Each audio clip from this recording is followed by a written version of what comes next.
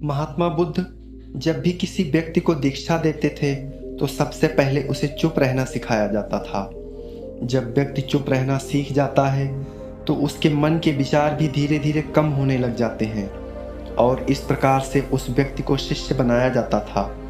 क्या आप जानते हैं कि हमारे जीवन में कुछ ऐसी परिस्थितियां होती हैं जहां पर हमें नहीं बोलना चाहिए होता है, लेकिन फिर भी अनेक व्यक्ति अपने आदत से मजबूर होते हैं और प्रत्येक परिस्थितियों में बोलते रहते हैं, जिसके कारण उन्हें लज्जित भी होना पड़ता है और वह स्वयं का नुकसान भी कर लेते हैं। इसके अलावा अत्यधिक बोलने से हमारे शरीर की कोशिकाएं नष्ट होती हैं। इसलिए व्यक्ति को यह पता होना चाहिए कि हमें किन किन जगहों पर चुप रहने से लाभ होगा और बोलने से नुकसान होगा। आज के इस वीडियो में हम आप लोगों को एक कहानी के माध्यम से बताने वाले हैं कि किन 10 जगह पर हमें चुप रहना चाहिए। यदि आप इन 10 जगहों पर चुप रहना सीख जाते हैं तो आप जो चाहोगे वह प्राप्त कर सकते हो। एक आश्रम में गुरु और उनके शिष्य रहा करते थे। एक दिन गुरुजी ने अपने सभी शिष्यों को एकत्र किया। उन्होंने कहा कि आज हम आप लोगों को 10 ऐसे परिस्थितियों के बारे में बताऊंगा जहां पर व्यक्ति को चुप रहना चाहिए। यदि व्यक्ति इन 10 स्थान पर चुप रहता है तो वह व्यक्ति सभी लोगों का प्रिय बन जाता है। जो सोचता है वह उसे प्राप्त होता है। गुरुजी ने कहा, पहली वह स्थिति जहां व्यक्ति को मौन रहना चाहिए, बिना तथ्य के ना बोले। गुरुजी कहते हैं, अगर आपके पास कोई तथ्य नहीं है तो वहां चुप रहने में ही भलाई है। चुप बैठने से दिमाग में नई कोशिकाओं का निर्माण होता है और इससे ज्ञान की वृद्धि होती है। बोलने में भलाई वही है जहां आपको किसी चीज़ के बारे में पूरा ज्ञान हो। बहुत लोग ऐसे होते हैं जो कि बिना ज्ञान के ही प्रत्येक क्षेत्र में कूद जाते हैं। ऐसे लोगों का उस स्थान पर मजाक बन जाता है तथा उस व्यक्ति के प्रति लोगों का विश्वास भी उठ जाता है। इसलिए यदि कई लोग आपस में बात कर रहे हो तो वहां पर यदि आपको पूर्ण ज्ञान नहीं है तो चुप रहना ही बेहतर रहेगा। गुरुजी ने कहा, दूसरी ऐसी स्थिति जहां व्यक्ति को नहीं बोलना चाहिए, शब्दों के द्वारा ठेस न पहुंचे। अगर आपके शब्द किसी को मानसिक ठेस पहुंचा रहे हैं तो वहां चुप हो जाना चाहिए। कमजोर व्यक्ति के बारे में कुछ भी बोलकर आप महान नहीं बन सकते। महान आप किसी कमजोर का साथ देने में बनेंगे। अनेक लोग अपने आप को अत्यधिक महान समझकर गरीब दोस्त या गरीब व्यक्तियों का मजाक उड़ाते रहते हैं और उन्हें गालियां तक दे देते हैं। लेकिन इस संसार में ऐसा कोई व्यक्ति नहीं हुआ जो बीते हुए कल को बदल सके तथा आने वाले कल को बदल ना सके। इसलिए यदि वह व्यक्ति आने वाले कल में धनवान बन जाता है तो वह भी आपके साथ वैसा ही बर्ताव करेगा। इसलिए प्रत्येक व्यक्ति को एक दूसरे के लिए शुद्ध शब्दों का प्रयोग करना चाहिए ताकि उसके द्वारा किसी को ठेस ना पहुंचे। यदि आपके शब्दों से किसी को ठेस पहुंचती है तो ऐसी स्थिति में आपको मौन रहना चाहिए। गुरुजी ने कहा कि तीसरी वह स्थिति जहां व्यक्ति को चुप रहना चाहिए, पवित्र वस्तुओं का अपमान न करें। कोई वस्तु आपके लिए अपवित्र है, वही दूसरों के लिए पवित्र है, तो वहां आपका चुप रहना बेहतर रहता है। अनादर हमें किसी भी चीज का नहीं करना चाहिए, चाहे वह किसी इंसान को लेकर हो या फिर किसी धर्म को लेकर। अपमान करने से आप महान नहीं बनेंगे। महान तो वह होता है जो सभी धर्म का सम्मान करता है, क्योंकि सभी धर्म अपने आप में पवित्र हैं। इसलिए आपको किसी भी देवी देवता या धर्म का अपमान नहीं करना चाहिए। आप इस परिस्थिति में यदि आप किसी अन्य धर्म का सम्मान नहीं कर सकते हैं तो आपको मौन रहना चाहिए। अगले शब्दों में गुरुजी कहते हैं कि चौथी वह स्थिति जहां व्यक्ति को शांत रहना चाहिए, क्रोध के समय चुप रहना चाहिए। क्रोध एक प्रकार की ऐसी ज्वाला है कि जब वह आपके शरीर में प्रवेश करती है तो उस समय आप भूल जाते हैं कि आपको क्या बोलना चाहिए और क्या नहीं बोलना चाहिए, क्योंकि आपके मस्तिष्क और शरीर पर क्रोध का नियंत्रण होता है।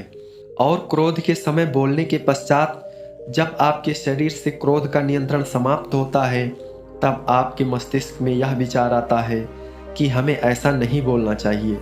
इसलिए यदि आप क्रोध की अवस्था में हैं तो आपको किसी का अनादर नहीं करना चाहिए और ऐसी स्थिति में आपको चुपचाप वहां से कहीं दूर एकांत में चले जाना चाहिए। गुरु जी ने अपने शिष्यों से कहा कि पांचवी वह स्थिति है जहां पर व्यक्ति को मौन रहना चाहिए, जिस मुद्दे से आपका कोई संबंध ना हो। यदि किसी स्थान पर कुछ लोग बातें कर रहे हैं और यदि वह आपके मुद्दे से संबंधित नहीं है तो वहां पर आपको बोलना कोई आवश्यक नहीं है। यदि उसके बावजूद भी आप बोलते हैं तो यह आपके लिए नुकसानदायक साबित होगा।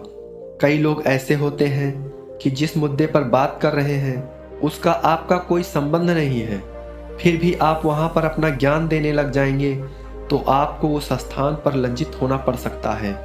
इसलिए ऐसे स्थान पर चुप रहना चाहिए। गुरु जी ने छठवीं स्थिति के बारे में बताया जहां व्यक्ति को चुप रहना चाहिए, जिन शब्दों के द्वारा किसी मित्र को हानि न हो। अगर आपके शब्द सामने वाले के परिवार या मित्र की प्रतिष्ठा के बारे में बुरी झलक दिखा रहे हैं तो वहां आपको चुप रहना चाहिए। किसी के परिवार या फिर मित्र के बारे में बुरा बोलने से केवल आप ही बुरे बनेंगे। जो चीज़ आसानी से खत्म की जा सकती है उसे अपने शब्दों के द्वारा बड़ा ना करें। इसलिए इस बात का ध्यान रखें कि क्या हमारे बोलने से कहीं किसी मित्र या आपके आस पड़ोस के व्यक्तियों को हानि तो नहीं हो रही। यदि ऐसा होता है तो उसका इल्जाम आपके ऊपर आ सकता है। इसलिए ऐसी स्थिति में चुप रहना चाहिए। गुरु जी ने कहा कि सातवीं वह स्थिति है जहां पर व्यक्ति को चुप रहना चाहिए, किसी के बारे में अपशब्द ना बोलें। नीति शास्त्र के अनुसार जो अपने मुंह को बंद रखता है और बुद्धि से काम करता है वही इंसान समझदार होता है। बिना जरूरत के बोलना, किसी के बारे में बोलना, किसी के बीच में बोलना यह गलत है। कभी कभी हमारे लिए बुद्धिमानी इसी में होती है कि हम अपना मुंह गलत जगह ना खोलें और चुप रहें, क्योंकि यदि आप दूसरे के बारे में अपशब्द कहते हैं तो वह एक दूसरे के माध्यम से उस व्यक्ति को भी पता लग जाता है जिसके बारे में आपने अपशब्द कहा है, और उसके पश्चात लड़ाई झगड़ा और दुश्मनी जैसी समस्याएं उत्पन्न होती हैं। इसलिए किसी और के बारे में अपशब्द नहीं बोलना चाहिए। गुरु जी ने अपने शिष्यों को आठवीं स्थिति बताई जहां व्यक्ति को मौन रहना चाहिए, किसी व्यक्ति की प्रतिष्ठा को ठेस न पहुंचती हो। यदि आपके शब्दों के द्वारा किसी की प्रतिष्ठा पर ठेस पहुंचती है तो ऐसी स्थिति में आपको चुप रहना अत्यंत आवश्यक है। जब कोई व्यक्ति आपके सामने नहीं है तो आप उस व्यक्ति के बारे में बुरे शब्द किसी तीसरे व्यक्ति के सामने ना बोलें। गुरु जी ने अपने शिष्यों को बताया कि नौवीं वह कौन सी स्थिति है जहां व्यक्ति को मौन रहना चाहिए। जब कोई आपके भावनाओं को ना समझे, व्यक्ति को उस स्थान पर नहीं बोलना चाहिए जहां पर उसकी भावनाओं की कोई कदर ना हो। आप जिससे बातें कर रहे हैं वह आपकी दुख, परेशानी या प्रसन्नता को ना समझता हो। जो आप उसे बताने का प्रयास कर रहे हैं वह उसे समझना ही ना चाहता हो तो उन स्थान पर चुप रहना बुद्धिमानी का कार्य होता है। गुरु जी ने कहा कि 10वीं वह स्थिति जहां व्यक्ति को चुप रहना चाहिए, जहां दुष्ट प्रवृत्ति के लोग हैं। गुरु जी कहते हैं कि जिन स्थानों पर दुष्ट प्रवृत्ति के लोग हों वहां पर आपको अपना ज्ञान नहीं देना चाहिए और उन स्थानों पर हमेशा चुप रहना चाहिए, अन्यथा वह आपको नुकसान भी पहुंचा सकते हैं। यदि किसी स्थान पर लोग आपस में गाली गलौज कर रहे हैं तो उस स्थान पर आप चुप रहें और अपनी राय दिए बिना वहां से चुपचाप निकल जाना बेहतर होता है। गुरु जी ने अपने शिष्यों से कहा कि जो व्यक्ति इन 10 जगहों पर चुप रहना सीख जाता है वह व्यक्ति अपने जीवन में किसी भी मुकाम को हासिल कर सकता है।